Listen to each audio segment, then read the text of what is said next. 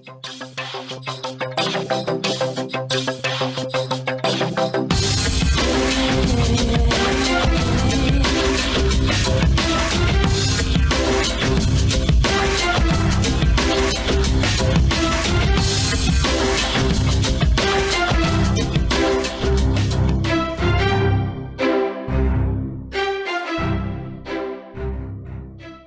to the CareerMetis Podcast. I am your host, Nissar Ahmed. I'm also the founder and the managing editor of the blog CareerMetis.com. And this is actually episode 56 of the podcast. A quick reminder, this podcast was started a year ago around this time. So 56 episodes later, we are still going. That's exciting.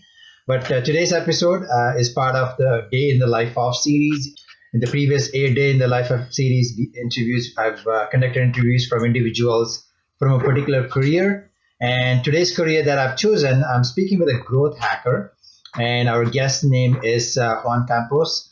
Juan will be sharing his experience, how he got started in this particular profession, where he stands today, some of the challenges, some of the fun things, etc., etc. We'll learn more about growth hacking and Juan as we go along. Juan, hi, welcome to the podcast. Hi, thank you so much. First of all, I want to make sure I'm getting your name right. Is it Juan? Is that how you say it? Juan, yes. Okay, perfect. So before we get through, I always like to start off with a fun question. I love asking my guests, where are you calling from? I'm calling out of Silicon Valley. I'm in Los Altos, California. Silicon Valley. That is exciting for me because this is the first time I'm speaking to someone from the Valley. Of course, Silicon Valley doesn't need an introduction, but you did mention you're calling from a particular city in the Valley. Can you tell us a fun fact about the city you're calling from? Of course, other than the fact it is in Silicon Valley and all the cool things happen there. Tell us something fun that most people don't know about. Wow. So it's actually really cool that Silicon Valley is often referred to as the region between San Jose and San Francisco. And it's all of the little cities that make it up, right? So it's Los Altos, Palo Alto, Cupertino, Mountain View, Sunnyvale, all of those cities kind of make up the Valley area. And Los Altos is actually where Facebook started.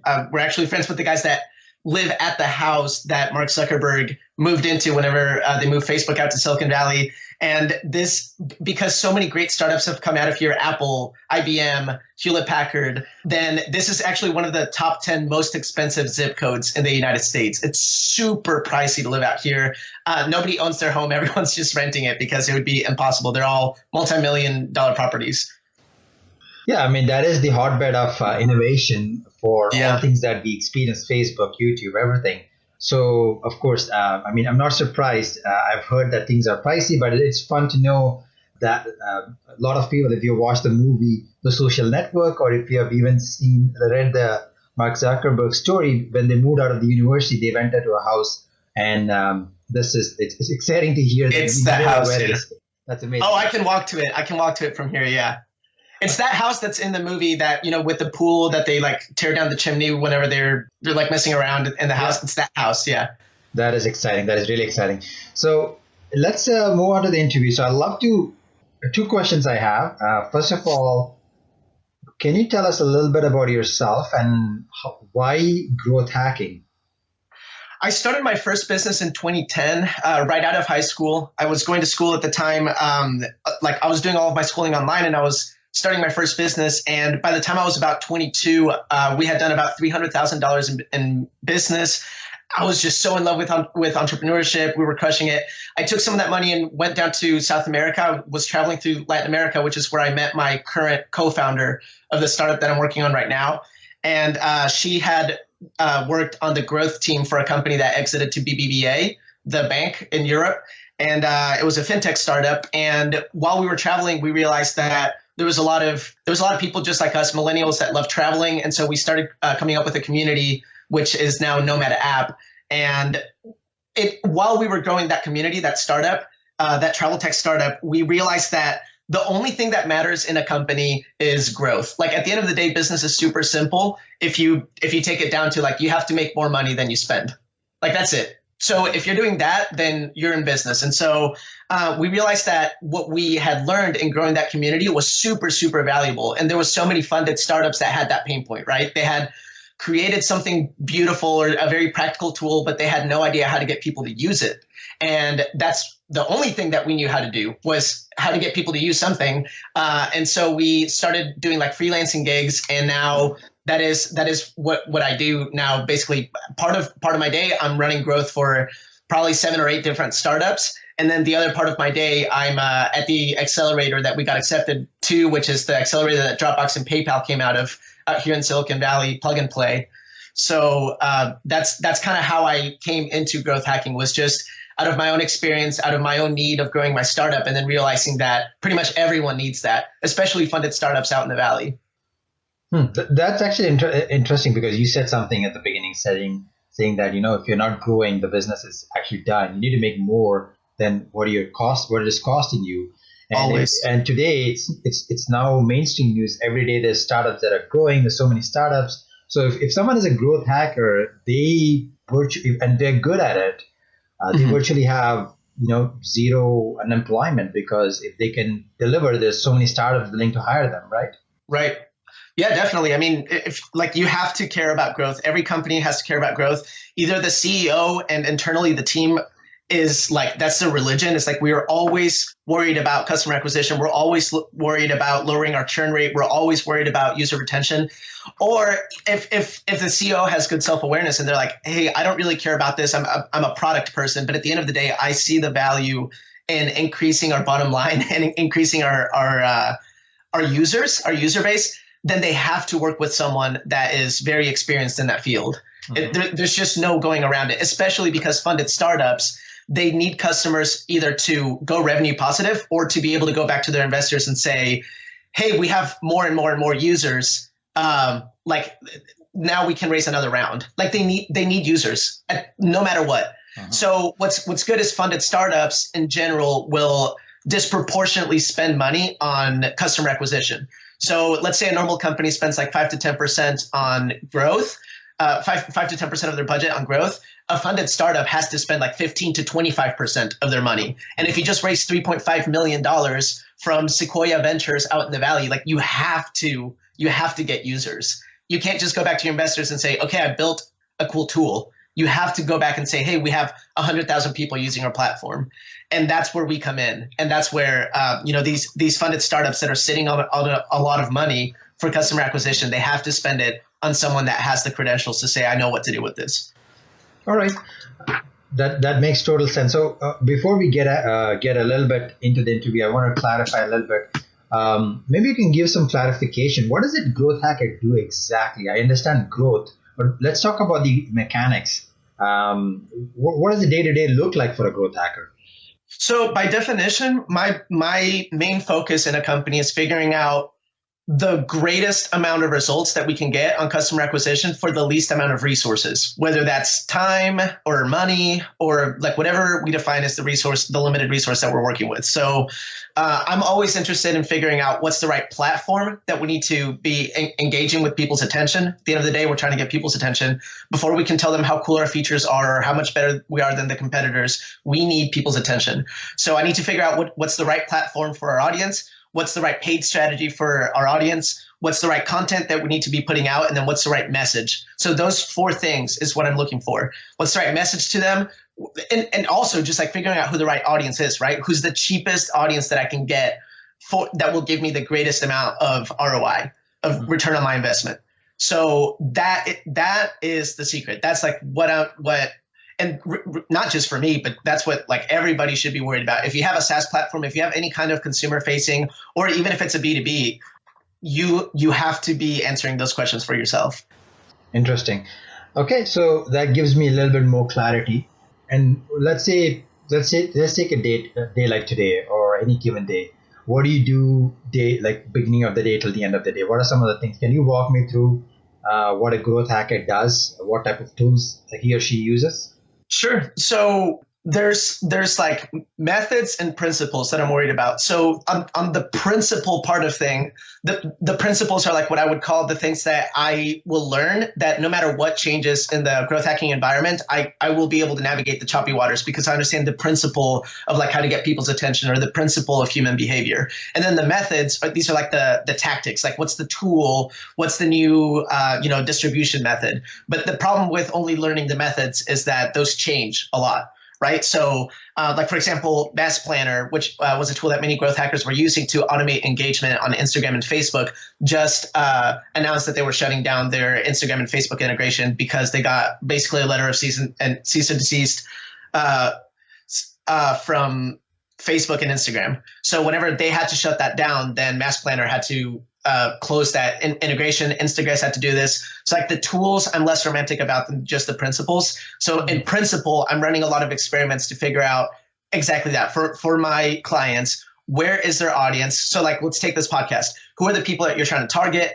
How do we get to them? What's the right messaging? What is the platform that your target audience that you've decided is the highest converting is going to engage with? And then what's the right messaging to them? And then what's the right paid strategy to them? How do we make sure that we get this podcast from however many streams you're getting right now to like 1 million downloads over the course of the next year? And a lot of that, if that's the principle, if that's the religion, then the methods kind of fall together. Like the actual tools, like, I mean, I can just list off a ton of, like, we use BuzzSumo and we use MailChimp and we use Mailshake and we use, like the Facebook ads platform is actually really robust. We spend a lot of time running tests on Facebook ads to figure out what is the highest converting audience. Instagram is perfect. Twitter, and just running a lot of these, we use QU. Like if you're just looking for like tools that we use, I mean, it's dozens of them. But like the principle and to like answer your question of like, how do I spend my time? It's actually figuring out where do the people live that love this podcast, that are going to love this podcast, and how do we get to them, and how do we do the right strategy for them to actually go and listen to it or download it? And then if that's on the consumer facing, and then on the B2B is how do we make sure that sponsors, I'm not sure if this is how you're monetizing it, but how do we make sure that sponsors are interested in giving us money based on the amount of impressions that we're getting, the amount of listens or downloads, so we can say to them, hey, I have an audience of this, and this demographic. And then for $2,000 a month, I'll do a spot, a 15-second spot in my podcast. Like, how do we get that? Answering those questions is what I do for every single one of my clients to figure out how we can get them the most amount of money for the least amount of investment and limited resources.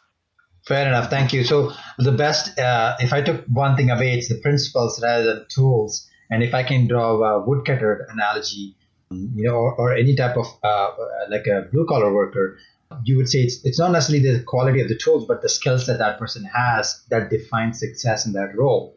Right. So, okay, that makes total sense, because don't fall. Like, you've given some examples. Don't get too caught up in the tools. You might like them, but if the tools become obsolete or they get shut down, you need to learn to adapt and use something else. But the main thing you have to look on are the principles and the core skill sets. Exactly. All right.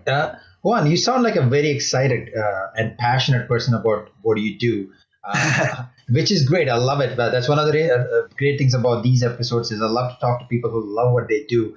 Of all the things about growth hacking that you, what do you enjoy the most?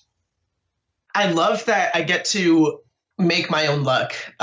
So I actually identify more as an entrepreneur, as a serial entrepreneur, than I do as a growth hacker. But from my point of view, every single entrepreneur, anyone that builds anything that they want people to use, because nobody just makes chocolates without liking chocolate. Nobody makes a tool for business owners without having that pain point themselves.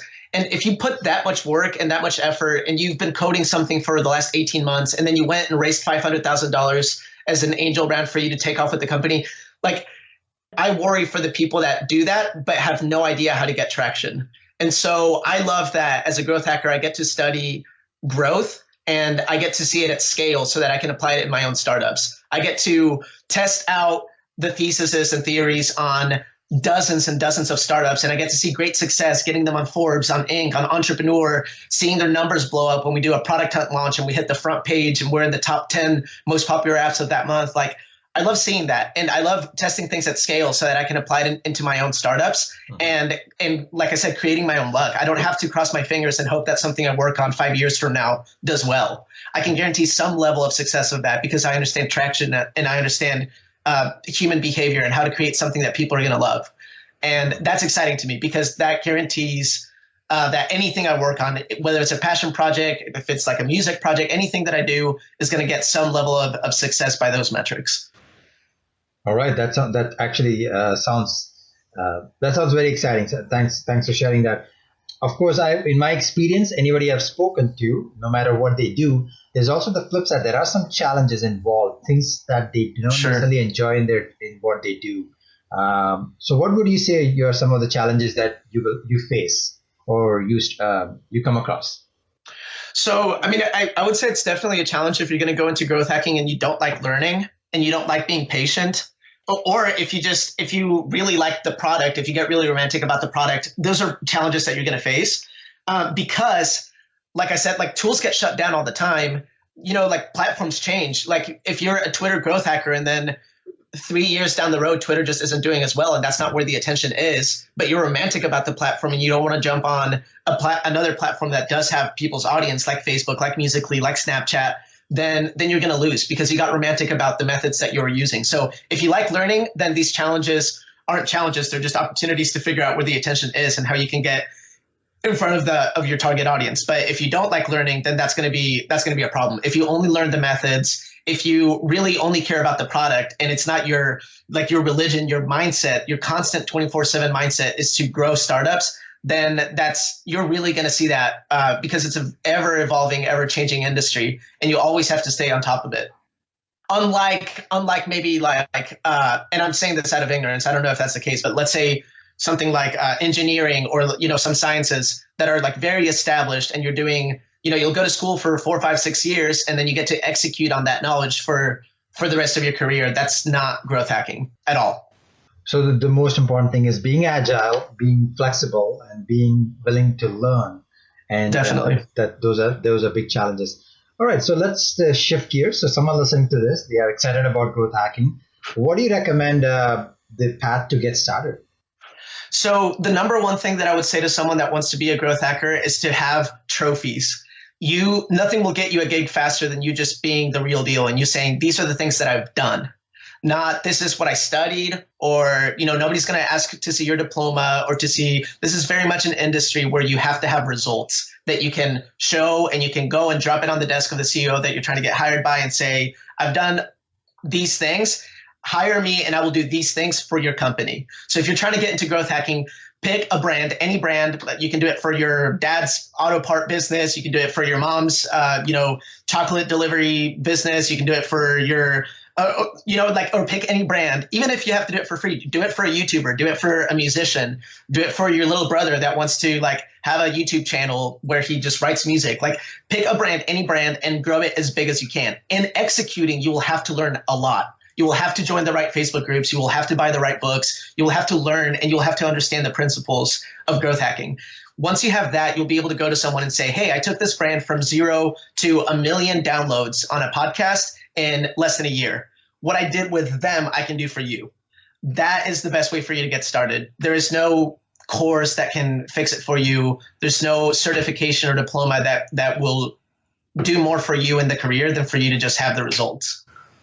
Okay. So it's practical experience, right? Practical experience.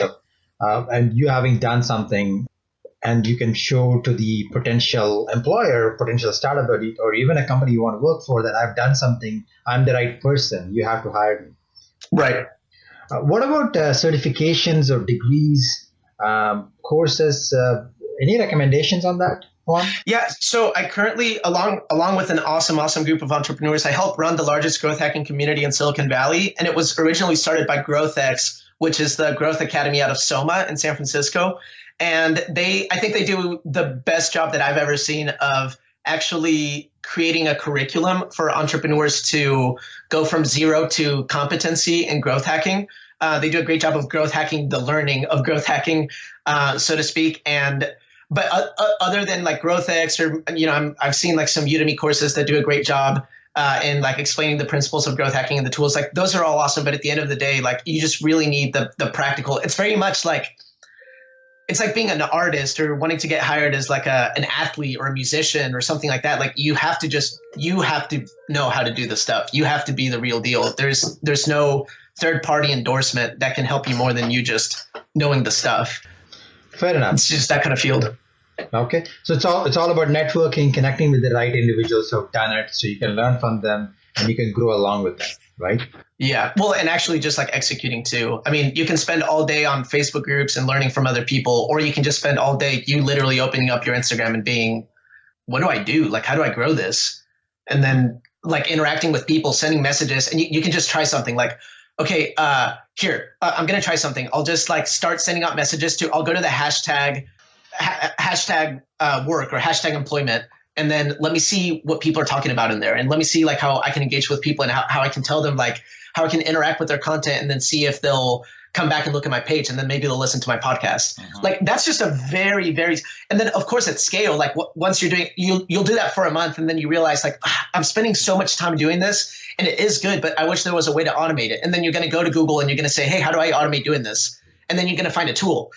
And then you're like, oh, okay, that's perfect. Let me just like load up all of these comments in there and then see if that works. And then you'll do. So a lot of it is just like actually being practical about it. And again, it's just like making growth the entire mindset of the company, as opposed to, I don't know, like building a perfect product, which of course is super important, or making your clients happy, which of course is super important, or building the most scalable business model, which of course is important. But at the end of the day, like if you don't have clients, you're not in business. If you don't have people's attention, you can't possibly think that you're doing well. You have to have people's attention. And so if you just get really practical and just really wanting to do it by hand, even inevitably you're going to grow. And that is more valuable than just surrounding yourself with people that can give you the growth hacks themselves, because at the end of the day, you just have to be able to do them. And of course there's value in learning from other people, of course. And of course you should do that. But what I'm trying to avoid and steer people away from that are listening to this is don't just go and buy the top 5 books on growth hacking and then not grow your brand, because really those books are giving you the excuse of not executing for a full month because you're thinking, oh, okay, I need to just understand everyththing before I run. Like, no, you don't. Just start things. And of course, read a book. Like, I'm not saying don't study. I'm not saying don't watch a Udemy course, but don't pay $15 for a Udemy course and have that be the excuse of why you're not going to do anything this month related to growth. I love that because I personally can relate to that. When I started this blog a couple of years ago, I had no idea. I just knew blog is a place where I used to go and read.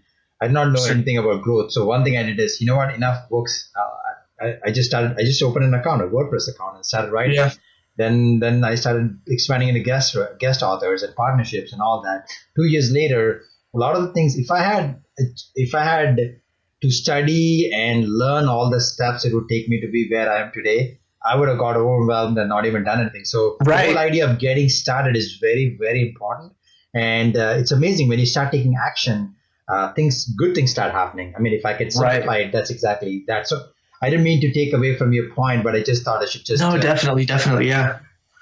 So once somebody has started as a growth hacker, where can it take them? What does a career path look like?